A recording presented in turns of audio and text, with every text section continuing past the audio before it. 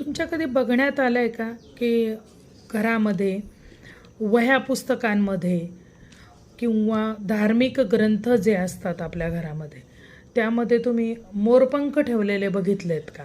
किंवा तुम्हाला असं ठेवण्याची आवड आहे का?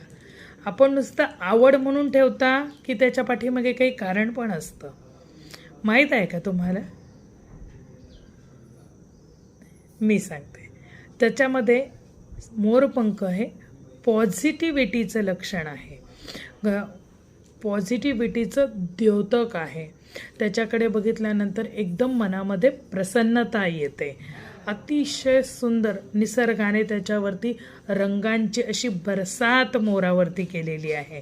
त्यामुळे मोराला बघितलं की मन अगदी प्रसन्न होऊन जातं.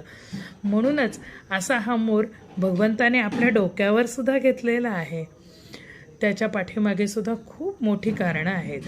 तर असा हा मोरपंख आपण जर आपल्या धार्मिक ग्रंथांमध्ये किंवा रोज वापरायच्या तुमच्या डायरीमध्ये, वहीमध्ये तुम्ही ज्या वेळेला ठेवता, पुस्तकामध्ये ज्या वेळेला ठेवता, त्यावेळेला त्याच्या पाठीमागचं कारण हे आहे, घरातील कलह याने कमी होतो. भांडणं जर त्या घरामध्ये खूप असतील तर तीसुद्धा त्याने कमी होतात.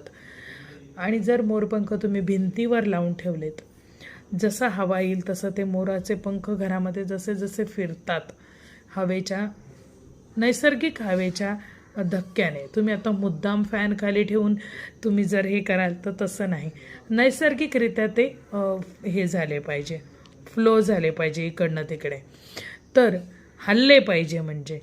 आणि तर त्यामुळे काय होतं, घरातील निगेटिव्हिटी त्या मोरपंखाच्या हलण्याने निघून जाते आणि घरामध्ये प्रसन्नता येते, कलह कमी होतो.